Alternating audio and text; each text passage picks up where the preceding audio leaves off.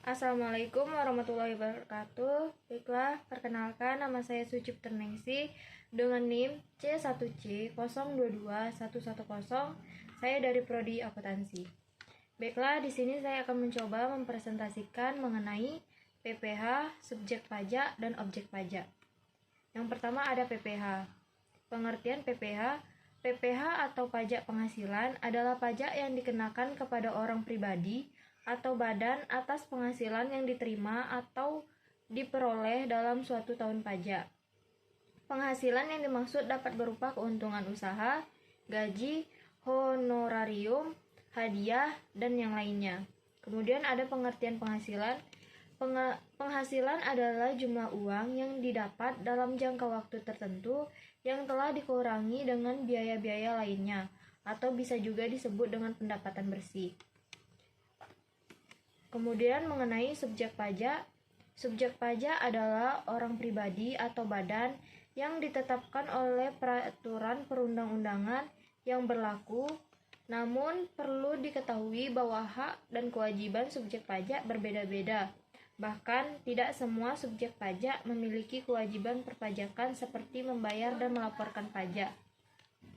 Subjek pajak di Indonesia pembagiannya terbagi menjadi dua, yaitu subjek pajak dalam negeri dan subjek pajak luar negeri. Yang pertama, subjek pajak dalam negeri. Subjek pajak dalam negeri ditentukan berdasarkan domisili pendiriannya atau lama suatu aktivitas bisnis dilakukan di Indonesia. Yang pertama, subjek pajak dalam negeri bisa berupa orang perorangan, badan, dan warisan yang belum dibagi. Jika orang perorangan lahir di Indonesia atau telah tinggal selama lebih dari 183 hari dalam jangka waktu 12 bulan atau berniat untuk tinggal lama di Indonesia, dia dapat disebut sebagai subjek pajak pribadi dalam negeri.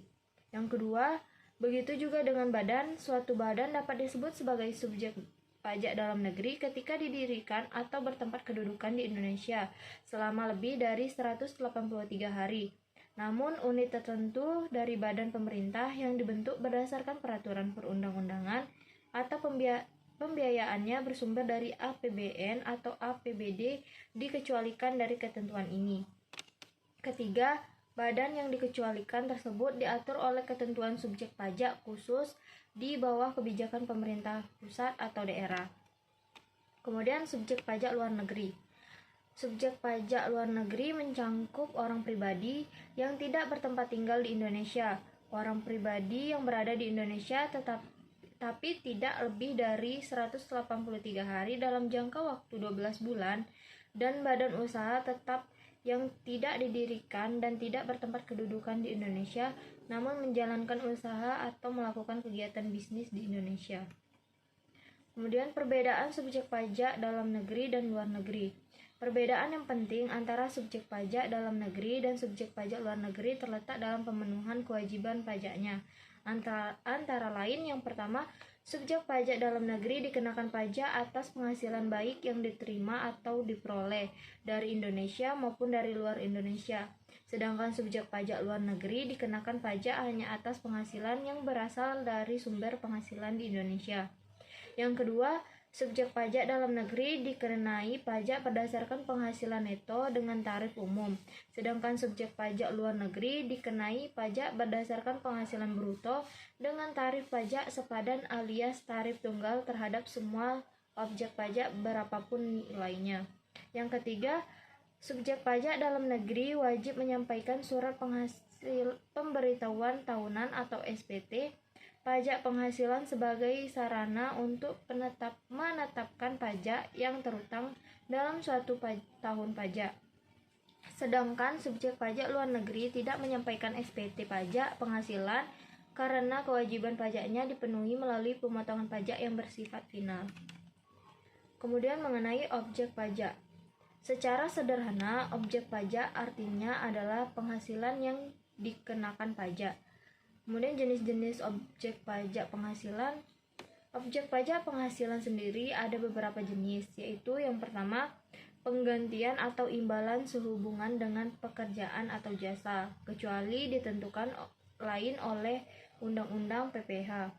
Yang kedua, hadiah dari undian atau pekerjaan atau kegiatan dan penghargaan. Ketiga, penghasilan dari usaha atau laba usaha. Yang keempat, keuntungan penjualan atau pengalihan harta atau capital gain. Yang kelima, penerimaan kembali pembayaran pajak yang telah dibebankan sebagai biaya dan pembayaran tambahan pengembalian pajak. Keenam, bunga termasuk premium, diskonto, dan jaminan karena pengembalian utang. 7. Dividen dengan nama dan dalam bentuk apapun. 8. Royalti atau imbalan atas penggunaan hak. 9. Sewa dan penghasilan lain sehubungan dengan penggunaan harta. 10. Penerimaan atau perolehan pembayaran secara berkala, misalnya alimentasi atau tunjangan seumur hidup yang dibayar secara berulang-ulang dalam jangka waktu tertentu. 11. Keuntungan secara pembebasan utang. 12. Keuntungan karena selisih kurs mata uang asing.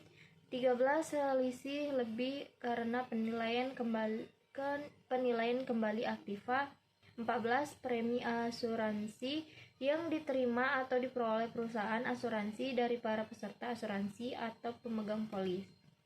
15. Iuran yang diterima atau diperoleh perkumpulan dari anggotanya yang terdiri dari wajib pajak yang menjalankan usaha atau pekerjaan bebas. 16. Tambahan kekayaan neto yang berasal dari penghasilan yang belum dikenakan pajak. 17.